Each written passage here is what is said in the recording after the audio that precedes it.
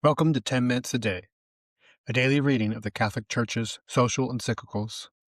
Today we continue with Mater et Magistra, written by Pope John XXIII in 1961. We consider it our duty to give further advice on this matter. In the first place, those nations which are still only at the beginning of their journey along the road to economic development would do well to consider carefully the experiences of the wealthier nations which have traversed this road before them. Increase in production and productive efficiency is, of course, sound policy and indeed a vital necessity. However, it is no less necessary, and justice itself demands, that the riches produced be distributed fairly among the members of the political community.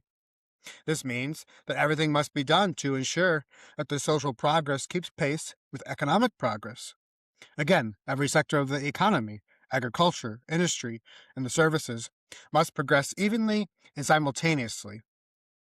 The developing nations, obviously, have certain unmistakable characteristics of their own, resulting from the nature of a particular region and the natural dispositions of their citizens, with their time-honored traditions and customs. In helping these nations, therefore, the more advanced communities must recognize and respect this individuality. They must be aware of making the assistance they give an excuse for forcing these people into their own national mold.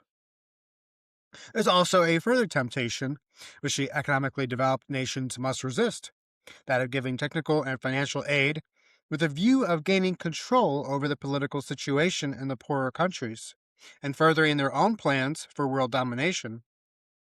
Let's be clear on the point. A nation that acted from these motives would in fact be introducing a new form of colonialism, cleverly disguised, no doubt, but actually reflecting that older, outdated type from which many nations have recently emerged. Such action would, moreover, have harmful impact on international relations and constitute a menace to world peace. Necessity, therefore, and justice demand that all technical and financial aid be given without a thought of domination, but rather for the purpose of helping the less developed nations to achieve their own economic and social growth. If this can be achieved, then a precious contribution will have been made to the formation of a world community in which each individual nation, conscious of its rights and duties, can work on terms of equality with the rest for the attainment of universal prosperity. Scientific and technical progress, economic development, and the betterment of living conditions are certainly valuable elements in a civilization, but we must realize that they are essentially instrumental in character. They are not supreme values in themselves. It pains us, therefore, to observe the complete indifference to the true hierarchy of values shown by so many people in the economically developed countries. Spiritual values are ignored, forgotten, or denied, while the progress of science, technology, and economics are pursued for its own sake, as though material well-being were the be-all and end-all of life. This attitude is contagious, especially when it infects the work that is being done for the less developed countries, which have often preserved in their ancient traditions an acute and vital awareness of the more important human values on which the moral order rests. To attempt to undermine this national integrity is clearly immoral. It must be respected and as far as possible clarified and developed so that it may remain what it is, a foundation of true civilization. The Church is by divine right universal. History itself bears this out. The Church is present everywhere on earth, doing all she can to embrace all peoples. Now, in bringing people to Christ, the Church has invariably, both now and in the past, brought them many social and economical advantages. For true Christians cannot help feeling obliged to improve their own temporal institutions and environment. They do all they can to prevent these institutions from doing violence to human dignity. They encourage whatever is conducive to honesty and virtue and strive to eliminate every obstacle to the attainment of this aim. Moreover, in becoming, as it were, the lifeblood of these people, the Church is not, nor does she consider herself to be, a foreign body in their midst. Her presence brings about the rebirth, the resurrection of each individual in Christ. And the man who is reborn and rises again in Christ never feels himself constrained from without. He feels himself free in the very depth of his being, and freely raised up to God, and thus he affirms and develops that side of his nature which is noblest and best. The Church of Jesus Christ, as our predecessor Pius XII observed with such penetration, is the repository of his wisdom. She is certainly too wise to discourage or belittle those peculiarities and differences which mark out one nation from another. It is quite legitimate for nations to treat those differences as a sacred inheritance and guard them at all costs. The Church aims at unity, a unity determined and kept alive by the supernatural love which should be actuating everybody. She does not aim at a uniformity which would be only external in its effects and would cramp the natural tendencies of the nations concerned. Each nation has its own genius, its own qualities, springing from the hidden roots of its being. The wise development, the encouragement within limits of that genius, those qualities, does no harm, and if a nation cares to take precautions to lay down rules for that end, it has the Church's approval. She is mother enough to befriend such projects with her prayers. It is a source of profound satisfaction to us to see the prominent part which is being played by Catholic citizens of the less wealthy countries in the economic and social development of their own state. Then, too, Catholics of the wealthier states are doing all they can to increase the effectiveness of the social and economic work which is being done for the poorer nations.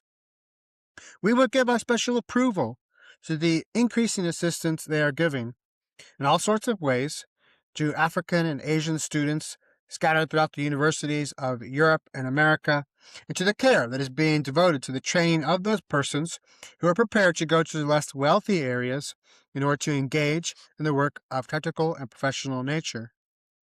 To these our beloved sons in every land who, in promoting genuine progress and civilization, are living proof of the Church's perennial vitality, we wish to extend our kind and fatherly word of appreciation and encouragement. How can economic development and the supply of food keep pace with the continual rise in population? This is a question which constantly obtrudes itself today, a world problem as well as one for the poverty-stricken nations. As a world problem, the case is put thus. According to sufficiently reliable statistics, the next few decades will see a very great increase in human population, whereas economic development will proceed at a slower rate. Hence, we are told, if nothing is done to check this rise in population, the world will be faced in the not-too-distant future with an increasing shortage in the necessities of life. As it affects the less developed countries, the problem is stated thus. The resources of modern hygiene and medicine will very shortly bring about a notable decrease in the mortality rate, especially among infants, while the birth rate, which in such countries is unusually high, will tend to remain more or less constant, at least for a considerable period.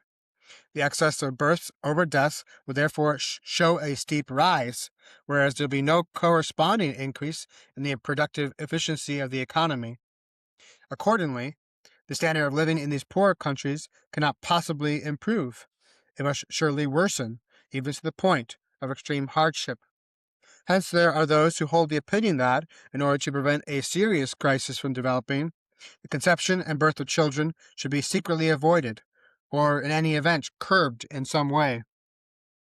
Truth to tell, we do not seem to be faced with any immediate or imminent world problem arising from the disproportion between the increase of population and the supply of food. Arguments to this effect are based on such unreliable and controversial data that they can be of only a very uncertain validity. Besides, the resources which God in His goodness and wisdom has implanted in nature are well nigh inexhaustible, and He has at the same time given man the intelligence to discover ways and means of exploiting these resources for his own advantage and his own livelihood. So, hence, the real solution of the problem is not to be found in expedients which offend against the divinely established moral order, which attack human life at its very source, but in a renewed scientific and technical effort on man's part to deepen and extend his dominion over nature. The progress of science and technology that has already been achieved opens up an almost opens up almost limitless horizons in this held. As for the problems which face the poorer nations in the various parts of the world, we realize, of course, that these are very real. They are caused, more often than not, by deficient economic and social organization, which does not offer living conditions proportionate to the increase in population. They are caused also by the lack of effective solidarity among such peoples. But granting this, we must nevertheless state most emphatically that no statement of the problem and no solution to it is acceptable which does violence to man's essential dignity.